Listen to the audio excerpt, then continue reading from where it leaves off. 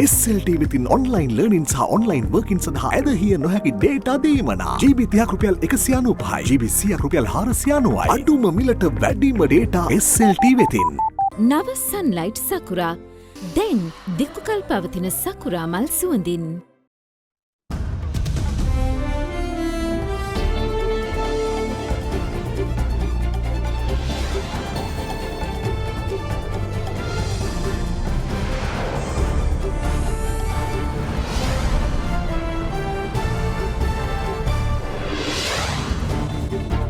අද 2020 අගෝස්තු 7 සිකුරාදා සිරස්තල පොහොට්ටුවට 3-2ක ජයක් දුරකථනයට ආසන 54යි එක්සත් ජාතික පක්ෂයට දරුණු පරාජයක් ජාතික ලැයිස්තුවේ මන්ත්‍රී ධුරයක් පමණයි රනිලුත් ප්‍රතික්ෂේප වෙයි මනාප ලක්ෂ 5 ඉක්මවමින් අගමැති මහින්ද වාර්තාවක් තියයි ලබන ඉරිදා අගමැති ධුරයේ යලි දියුරුම් දෙයි කුරුණෑගල ගොඩනැගිල්ලේ සිද්ධියට නගරාධිපති ඇතුළු 5 දෙනෙකුට වරෙන්තු. ඇල්කොහොල් අඩංගු hand sanitizer භාවිත කරන්න. ලෙඩ රෝග ඇති කරන විෂ බීජවලට එරෙහිව සටන් කරන්න. හඳුන්වා දීමේ මිල රුපියල් 350යි. වඩාත්ම සිනිඳු රැවුල බෑමකට Big Easy to Racerය හරිම සුමුදුයි. From Ada Derana, this is Ada Derana Late Night Prime. Live from Studio 24 in Colombo.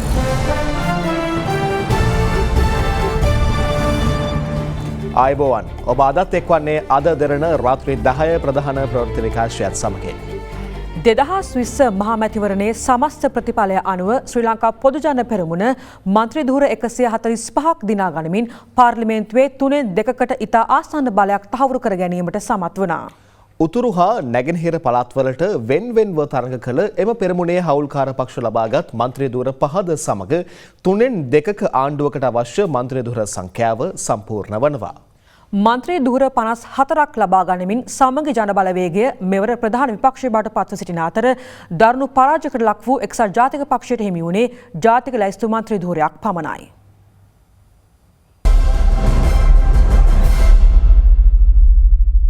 2020 මහමැතිවරණය සඳහා මෙවර ලියාපදිංචිව සිටි 1,60,63,885ක් වූ ඡන්දදායකයින් අතරින් 75.89% මෙවර ඡන්දය ප්‍රකාශ කර තිබුණා.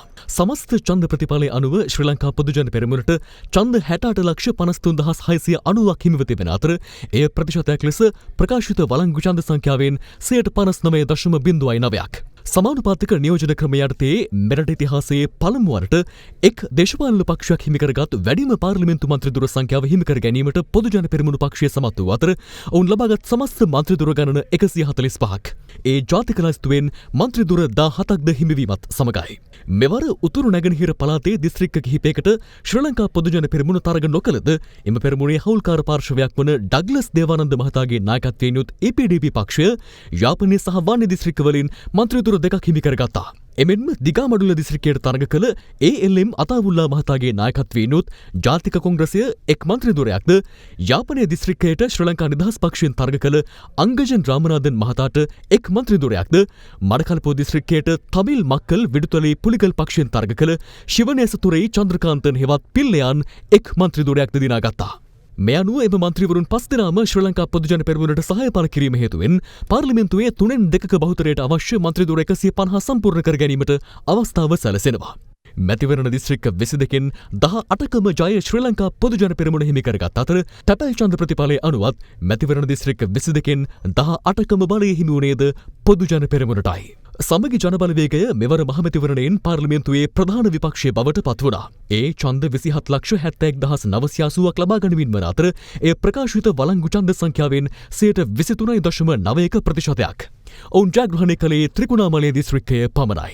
ජාතික ලැයිස්තු මන්ත්‍රී ධුර 7ක් සමග ඔවුන් සමස්ත ආසන 54ක් දිනාගත්තා. ඉලංකේ තමිල් අරසුකච්චි පක්ෂයේ මැතිවරණ දිස්ත්‍රික්ක 22කින් යාපනය වන්නේ සහ මඩකලපුව යන දිස්ත්‍රික්ක 3 හිම බලය තහවුරු කරගත්තා. ඒ ඡන්ද 3,27,168ක් සමග සමස්ත මන්ත්‍රී ධුර 10ක් හිමි කර ගනිමින් ජාතික ජනබලවේගය ඡන්ද 4,45,558ක් ලබාගත් අතර ඒ ප්‍රතිශතයක් වශයෙන් 3.84ක්. ඔවුන් කොළඹ සහ ගම්පහ දිස්ත්‍රික්කවලින් එක් මන්ත්‍රී ධුරය බැගින් ලබාගත් අතර ජාතික ලැයිස්තු මන්ත්‍රී ධුරයද සමග ඔවුන්ට හිමි වූ සමස්ත මන්ත්‍රී ධුර සංඛ්‍යාව 3ක්. එක්සත් ජාතික පක්ෂයට මෙවර දිවයිනෙන් ලබාගත හැකි වූයේ ඡන්ද 2,49,435ක් පමණයි. එය ප්‍රතිශතයක් වශයෙන් ප්‍රකාශිත වළංගු ඡන්ද සංඛ්‍යාවෙන් 2.1.5ක් වන අතර ජාතික ලයිස්තුවෙන් පමණක් ඔවුන්ට එක් මන්ත්‍රී හිමි වුණා. මන්ත්‍රී ආසන 12ක් හිමි කර ගනිමින් ශ්‍රී ලංකා පොදු ජන පෙරමුණ කොළඹ දිස්ත්‍රික්කයේ ජයග්‍රහණය කළ අතර සමගි ජන බලවේගයේ මන්ත්‍රී ආසන 6ක් හිමි කරගත්තා. ජාතික ජන බලවේගයට කොළඹ දිස්ත්‍රික්කයෙන් එක් මන්ත්‍රීදුරයක් හිමි වුණා. එක්සත් ජාතික පක්ෂයේ බලකොටුවක් වන කොළඹ දිස්ත්‍රික්කයේ මැද කොළඹ මැතිවරණ කොට්ටාශයෙන් ඔවුන්ට හිමි වුණේ ඡන්ද 2978ක් පමණක් වන අතර එය 3.38ක තරම් අඩු ඡන්ද ප්‍රතිශතයක්. ගම්පහ දිස්ත්‍රික්කයෙන් මන්ත්‍රීදුර 13ක් දිනා ගැනීමට පොදු ජන පෙරමුණ සමත් වූ අතර සමගි ජන බලවේගයේ මන්ත්‍රීදුර 4ක් සහ ජාතික ජන බලවේගය එක් මන්ත්‍රීදුරයක් දිනාගත්තා. කළුතර දිස්ත්‍රික්කයෙන් ශ්‍රී ලංකා පොදු ජන පෙරමුණ මන්ත්‍රී ආසන 8ක් දිනාගත් අතර සමගි ජන බලවේගය එම දිස්ත්‍රික්කයෙන් හිමි කරගත්තේ ආසන 2ක් පමණයි. ගාල්ල දිස්ත්‍රික්කයෙන් ශ්‍රී ලංකා පොදු ජන පෙරමුණ මන්ත්‍රීදුර 7ක් දිනාගත් අතර සමගි ජන බලවේගයට මන්ත්‍රීදුර 2ක් හිමි වුණා. මාතර දිස්ත්‍රික්කයෙන් ශ්‍රී ලංකා පොදු ජන පෙරමුණට මන්ත්‍රීදුර 6ක් හිමි වූ අතර සමගි ජන බලවේගය දිනාගත්තේ එක් මන්ත්‍රීදුරයක් පමණයි.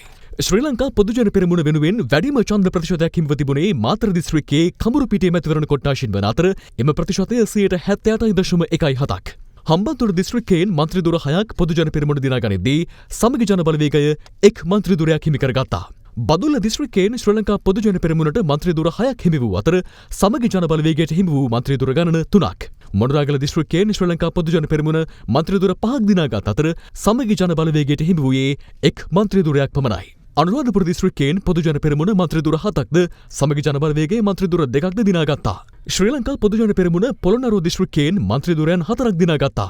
සමගි ජන බලවේගයේ එම දිස්ත්‍රික්කයෙන් එක් මන්ත්‍රීදුරයක් පමණක් හිමි කර ගැනීමට සමත් වුණා.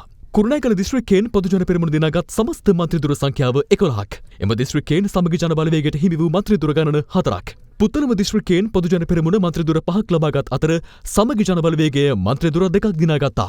මුස්ලිම් ජාතික සන්ධානයද එම දිස්ත්‍රික්කයෙන් එක් මන්ත්‍රී ආසනයක් හිමි කරගෙන තිබෙනවා. කෑකල්ල දිස්ත්‍රික්කයෙන් ශ්‍රී ලංකා පොදු ජන පෙරමුණට මන්ත්‍රීදුර 7ක් සහ සමගි ජන බලවේගයට මන්ත්‍රීදුර 2ක් හිමි වුණා. රත්නපුර දිස්ත්‍රික්කයෙන් ශ්‍රී ලංකා පොදු ජන පෙරමුණ මන්ත්‍රීදුර 8ක් දිනාගත් අතර සමගි ජන බලවේගයට දිනාගත හැකි වූයේ මන්ත්‍රීදුර 3ක් පමණයි. මහනුවර දිස්ත්‍රික්කයෙන් පොදු ජන පෙරමුණ මන්ත්‍රීදුර 8ක් දිනා ගනිද්දී සමගි ජන බලවේගය මන්ත්‍රීදුර 4ක් හිමි කරගත්තා. නුවරඑළිය දිස්ත්‍රික්කයෙන් ශ්‍රී ලංකා පොදු ජන පෙරමුණ මන්ත්‍රීදුර 5ක් දිනාගත් අතර සමගි ජන බලවේගය මන්ත්‍රීදුර 3ක් දිනා ගැනීමට සමත් වුණා.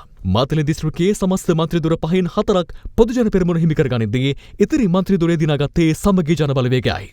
දිගාමඩුල්ල දිස්ත්‍රික්කයෙන් පොදු ජන පෙරමුණ මන්ත්‍රීදුර 3ක්ද සමගි ජන බලවේගය මන්ත්‍රීදුර 2ක්ද සමස්ත ලංකා මහජන කොංග්‍රසය එක් මන්ත්‍රීදුරයක් සහ ජාතික කොංග්‍රසය එක් මන්ත්‍රීදුරයක් ජයග්‍රහණය කළා. මරකලපුව දිස්ත්‍රික්කයෙන් ඉලංකේ තමිල් අරසු කච්චි මන්ත්‍රීදුර 2ක්ද තමිල් මක්කල් විදුතලේ පුලිගල් පක්ෂය එක් මන්ත්‍රීදුරයක්ද ශ්‍රී ලංකා මුස්ලිම් කොංග්‍රසය එක් මන්ත්‍රීදුරයක්ද පොදු ජන පෙරමුණ එක් මන්ත්‍රීදුරයක්ද හිමි කරගෙන තිබෙනවා.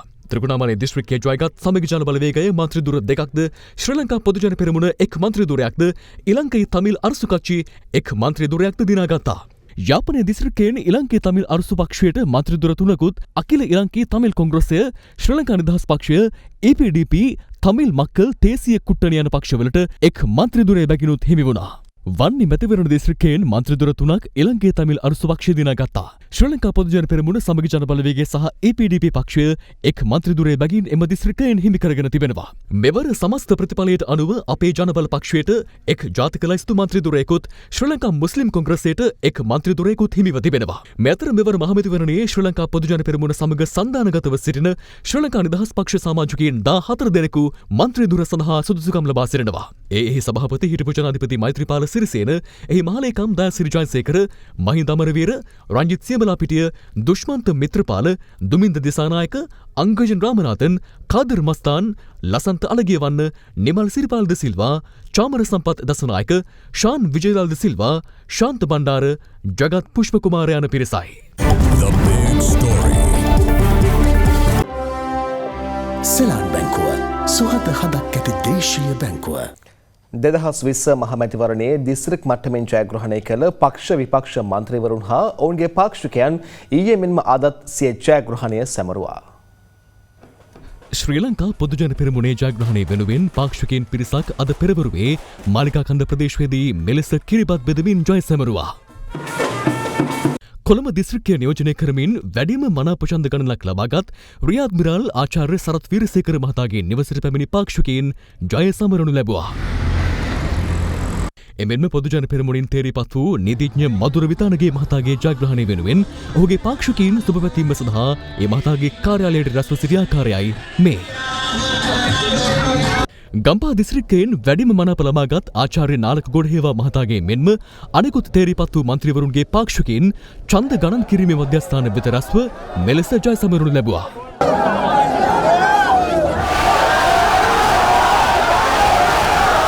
කණ්ඩායමක් ඇටියට අපි තරඟ කරා. කණ්ඩායමේ 13 දෙනෙක්ව මට පත් කරගන්න පුළුවන් වුණා. ඉතින් මම ලැබපු ලොකු ජයග්‍රහණයක් ඒක. එමෙන්ම මහමැතිවරණයෙන් ජයග්‍රහණය කළ සහන් ප්‍රදීප් සහ නලින් ප්‍රනාන්දු යන මහත්වරුන් වෙනුවෙන්ද ඔවුන්ගේ පාක්ෂිකයින් ජය සමරුම් සංවිධානය කර තිබුණා. කළුතර දිස්ත්‍රික්කයෙන් ශ්‍රී ලංකා පොදුජන පෙරමුණ ජයග්‍රහණය කළ මන්ත්‍රීවරුන් වෙනුවෙන්ද ඔවුන්ගේ පාක්ෂිකයන් ඊයේ රාත්‍රියේ රැස්ව සිටියා.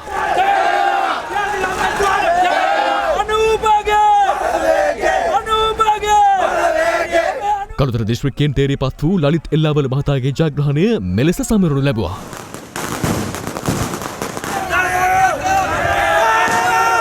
ගාල්ල දිස්ත්‍රික්කයෙන් ශ්‍රී ලංකා පොදුජන පෙරමුණ නියෝජනය කරමින් වැඩිම මනාප ලබාගත් වෛද්‍ය රමේෂ් පතිරණ මහතා වෙනුවෙන් මෙන්ම අනෙකුත් මන්ත්‍රීවරුන් වෙනුවෙන් ඔවුන්ගේ ආධාරකරුවන් ජය සමරු ආකාරයයි මේ. සමගි ජනබලවේගයෙන් ගාල්ල දිස්ත්‍රික්කය සඳහා තේරීපත් වූ ගයන්ත කරුණාතිලක සහ මනුෂ්‍ය නානායක්කාර මහත්වරුන්ගේ ජය මෙලෙස සමරනු ලැබුවා. මාතර දිස්ත්‍රික්කයෙන් තේරීපත් වූ ශ්‍රී ලංකා පොදුජන පෙරමුණේ මන්ත්‍රීවරුන්ගේ ජයග්‍රහණය ඔවුන්ගේ ආධාරකරුවන් සමරුවේ මෙලෙසින්.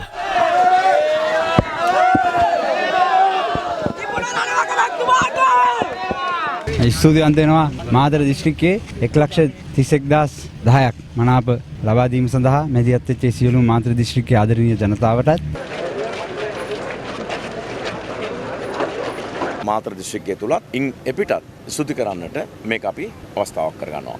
හම්බන්තොට දිස්ත්‍රික්කයෙන් වැඩිම මනාප ලබාගත් නාමල් රාජපක්ෂ මහතා වෙනුවෙන් ඔහුගේ ආධාරකරුවන් ජය සමරුවේ මෙලෙසින්.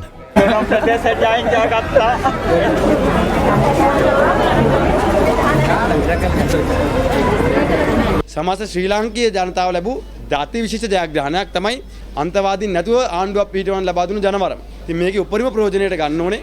අනුරාධපුර දිස්ත්‍රික්කයෙන් ශ්‍රී ලංකා පොදුජන පෙරමුණට තේරීපත් වූ මන්ත්‍රීවරුන් වෙනුවෙන් ඔවුන්ගේ පාක්ෂිකයින් ජය සමරුම් සංවිධානය කර තිබුණා. ශ්‍රී ලංකා පොදුජන පෙරමුණ නියෝජනය කරමින් පොළොන්නරුව දිස්ත්‍රික්කයෙන් තේරීපත් වූ හිටපු ජනාධිපති මෛත්‍රීපාල සිරිසේන මහතා ඔහුගේ පාක්ෂිකයින් හමු වුණා.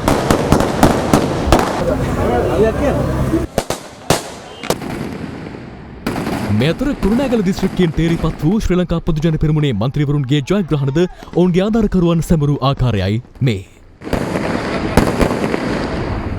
මහනුවර දිස්ත්‍රික්කයෙන් පාර්ලිමේන්තුවට තේරීපත් වූ මන්ත්‍රීවරුන්ගේ ආධාරකරුවන්ද සේ ජයග්‍රහණය සැමරු අයුරුයි මේ.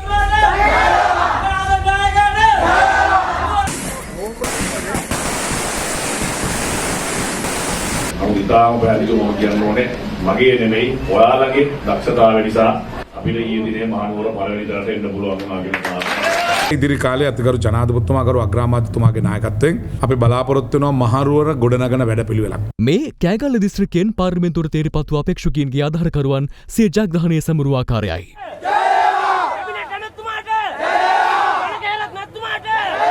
රත්නපුර දිස්ත්‍රික්කයේ අපේක්ෂකයින්ගේ ආධාරකරුවන්ද සිය ජයග්‍රහණය සමරනු ලැබුවේ මෙලෙසින්.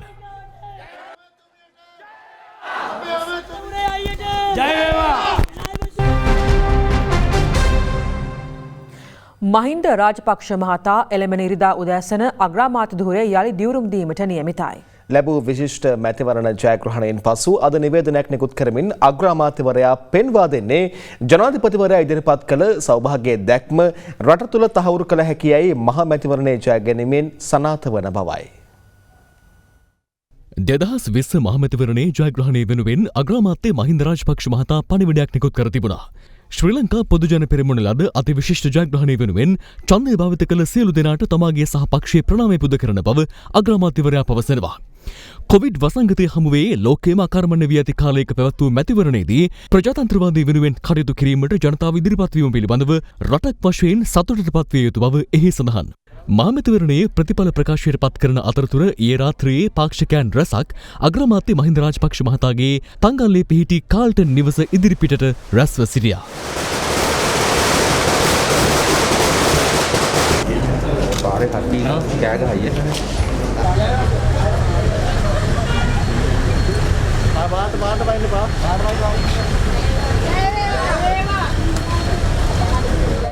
විශිෂ්ට ජයග්‍රහණයක් ලැබීමෙන් පසු අග්‍රාමාත්‍ය මහින්ද රාජපක්ෂ මහතා හට තංගල්ල කාල්ටන් නිවසේදී මහා සංඝරත්නය සෙත්පිරිත් සජ්ජායනය කර ආශිර්වාද පළ කළා.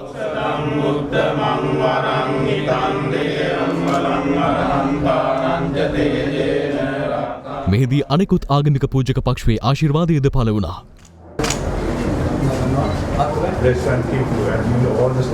අග්‍රාමාත්‍ය මහින්ද රාජපක්ෂ මහතාට සුබපැතුම් පළ කිරීමට ජනතාව මෙන්ම දේශපාලන නියෝජිතයින්ද අද උදෑසන සිටම තංගල්ල කාල්ටන් නිවසට පැමිණියා.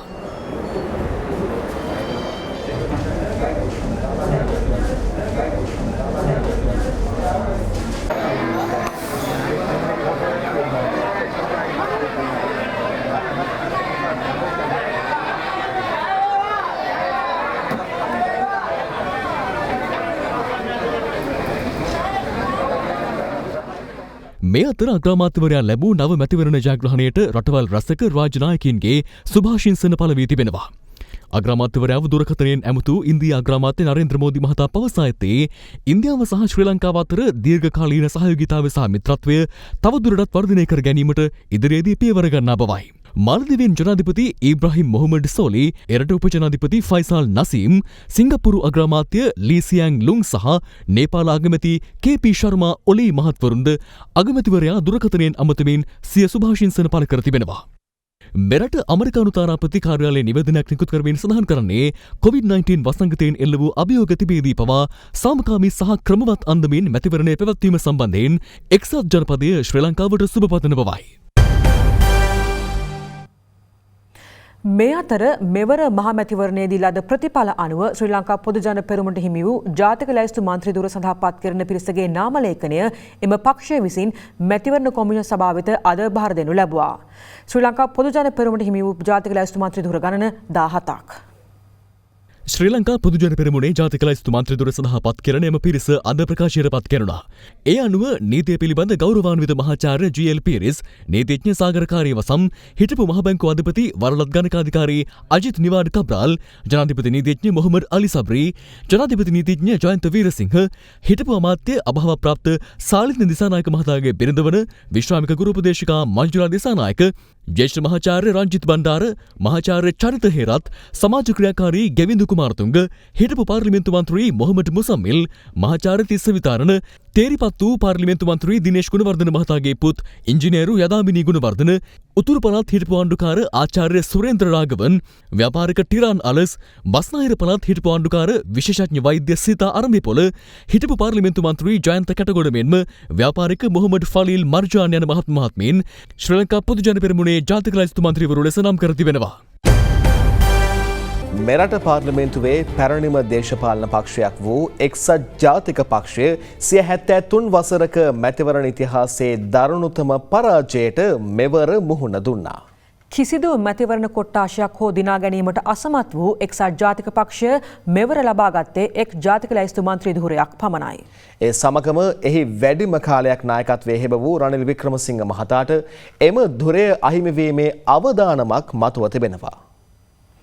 මහාමාන්‍ය ඩී.එස්. සේනානායක මහතාගේ නායකත්වයෙන් 1946 සැප්තැම්බර් මාස 6 වන දින බිහි වූ එක්සත් ජාතික පක්ෂය 1947 මුල්ම මහ මැතිවරණයේදී ආසන 95න් 42ක් දිනා ගනිමින් පළමු වරට ආණ්ඩු බලය හිමි කරගත්තා. අනතුරුව මහ මැතිවරණ 7කදීම ආණ්ඩු බලය දිනූ එක්සත් ජාතික පක්ෂයෙන් අග්‍රාමාත්‍යවරුන් 7 දෙනෙකු සහ ජනාධිපතිවරුන් 3 දෙනෙකු බිහි වී තිබෙනවා. 1956 සහ 1970 වසරවල පැවති මහ මැතිවරණවලදී පමණක් එම පක්ෂයේ පාර්ලිමේන්තු මන්ත්‍රී ධුර ගණන පිළිවෙලින් 8කට සහ 17කට අඩු වූ නමුත් අඛණ්ඩව වැඩිම වසර ගණනක් එනම් වසර 17ක් ආණ්ඩු බලය හොබවා තිබෙන්නේද එක්සත් ජාතික පක්ෂයයි. 1977 සමානුපාතික ඡන්ද ක්‍රමය හඳුන්වාදීමෙන් පසු එම පක්ෂය 1989 මහමැතිවරණයේදී ආසන 125ක්, 1994 දී ආසන 94ක්, 2000 දී ආසන 89ක්, 2001 දී ආසන 109ක්, 2004 දී ආසන 82ක්, 2010 දී ආසන 60ක් සහ 2015 දී ආසන 106ක් දිනාගත්තා. එහෙත් 2020 මහමැතිවරණයෙන් එක්සත් ජාතික පක්ෂයට ප්‍රකාශිත ඡන්ද ප්‍රතිඵල අනුව එක් ආසනයක් හෝ දිනා ගැනීමට හැකි නො වූ අතර ජාතික ලැයිස්තුවෙන් පමණක් එක් මන්ත්‍රී ධුරයක් හිමි වුණා. ඒ අනුව 2015 මැතිවරණයට ලැබී තිබූ මන්ත්‍රී ධුර 105ක්ම මෙවර අහිමි කරගත් එක්සත් ජාතික පක්ෂය ශ්‍රී ලංකා ඉතිහාසයේ එක් මහමැතිවරණයකින් පසු අනෙක් මහමැතිවරණයේදී වැඩිම ආසන ගණනක් අහිමි කරගත් පක්ෂය ලෙස ඉතිහාසගත වෙනවා. ලද මෙම දෙවන්ත පරාජයෙන් පසු එහි ජේෂ්ඨයන් අද දහවල් සිරිකොත පක්ෂ මූලස්ථානයට රැස් වුණා. පක්ෂේ ප්‍රතිසංස්කරණය කළා ඉදිරියට යන්න තීරණය කරා. දැන් මේ මොකක්ද වුනේ පක්ෂෙට? මම හිතනවා එකක් ජනාධිපතිතුමාටම ආණ්ඩුව තියෙන්න ඕනේ කියන එක ජනතාව තීරණය කළා තියෙනවා. මොකද අනිත් පැත්තෙන් ගත්තෙන් පස්සේ ඉතින් අපේ පක්ෂ පැත්තෙන් බැලුවොත් එහෙම ඉතින් සජිත් මහත්මයා අපේ පක්ෂෙත් විනාශ කළා, යත් විනාශ වුණා කියන එක තමයි මම දකින්නේ. දැන් මේ රවි කරුණානායක මහත්තයා සම්බන්ධයෙන් සෑහෙන කතා වුණානේ. ඔබතුමාලා කොහොමද දැන් එතුමා සම්බන්ධයෙන් යම් තීරණයක් ගන්නවද මේ වෙලාවේ පක්ෂයේ විදියට? මෙහෙමයි, පරාජයට අපි එක එක්කෙනාට ඇඟිලි දික් කරගන්න අවශ්‍ය නැහැ. මේ තුනෙන් දෙකේ වගේ බලයක් ඇත්තටම රජයකට හොඳයිද මේ දින එක? දන්නේ නැහැ. ඒකට වගකිව යුතු ප්‍රධාන පාර්ශවයක් සජිත් ප්‍රේමදාස පාර්ශවය. ඔහුත් නැති වෙලා එක්සත් ජාතික පක්ෂයත් නැති කළා. ඔහුගේ දේශපාලන ව්‍යාපාරයත් විනාශ කළා. ආසන 54ක් ගත්තනේ. මොනවාද? ඔබතුමාලා නැති උනේ. නෑ, එහෙම කියන්න බෑනේ. එහෙම කියන්න බෑනේ. අපි ජනාධිපති මැතිවරණයේදී එතුමාට පූර්ණ සහයෝගය දුන්නා. එතකොට ඒක ජයග්‍රහණය කරගන්න අපොහොසත් වුණා. එතකොට අපොහොසත් වුණාට පස්සේ ලක්ෂ 55 ලක්ෂ 26කට අඩු වෙලා තිබෙනවනේ. නායකත්වයේ වෙනස් කිරීම සම්බන්ධයෙන් මේ තීරණයක් ගන්නවද? නෑ, නායකත්ව වෙනස් කිරීම පිළිබඳ තීරණ මේ අපේ සාකච්ඡාවල ගන්න පුළුවන් තත්ත්වයක් නෑනේ.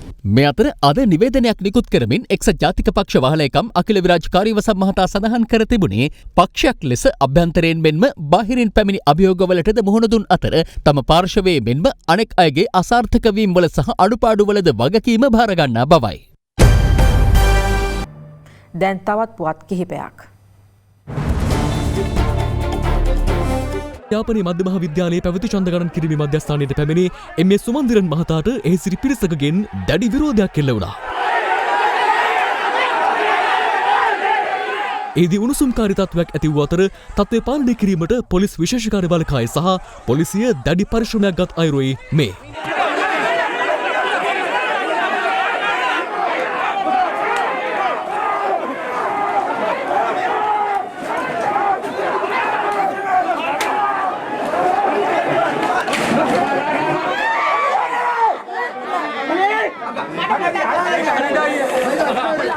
අරතුරුව සුමන්දිරන් මහතා පොලිස් ආරක්ෂාව යටතේ එම ස්ථානයෙන් රැගෙන ගිය අයුරුයි මේ. තුන්වන සියවසේදී කුරුණෑගල රාජධානී කරගත් දෙවන බෝනක බහු රජුගේ රාජසභා මණ්ඩපයේ හෙවත් මගුල් මඩුව ලෙස සැලකෙන ගොඩනැගිල්ලට හානි සිදු කිරීමේ සිද්ධියට අදාළව කුරුණෑගල නගරාධිපති ඇතුළු විත්තිකරුවන් 5 දෙනෙකු අත්අඩංගුවට ගැනීම සඳහා කුරුණෑගල මහේස්ත්‍රාත් අධිකරණය විසින් අද වරින්තු නිකුත් කරනු ලැබුවා. නීතිපතිවරයාගේ උපදෙස් මත කුරුණෑගල විශේෂ අපරාධ විමර්ශනාංශයේ ප්‍රධාන පොලිස් පරීක්ෂක රංජිත් කුලතුංග මහතා විසින් මෙම වරින්තුව ලබාගෙන තිබෙනවා. එයා ඉන්දියා එක්ස්ප්‍රස් ගුවන් සේවයට ඇත් යානයක් දකුණු ඉන්දියාවේ කේරළ ප්‍රාන්තයේ කොසෙකොඩේ ගුවන්තොටුපළේදී අද පස්වරුවේ අනතුරට පත්ව තිබෙනවා. ඉන් ගුවන් නියමුවන් දෙදෙනා ඇතුළු 10 දෙනෙක් ජීවිතක්ෂයට පත් ඇති බවයි වාර්තා වන්නේ. ඩුබායි සිට කේරළයේ කොසිකොඩේ වෙත පැමිණ තිබූ ගුවන් යානය ගුවන්තොටුපළට ගොඩබස්වන අවස්ථාවේ ධාවනපතේ නිවතට ලිස්සා ගොස් අනතුරට පත්ව තිබෙනවා. යානය කොටස් දෙකකට කැඩී වෙන්ව ගොස් ඇති බවද ඉන්දිය මාධ්‍ය වාර්තා කළා.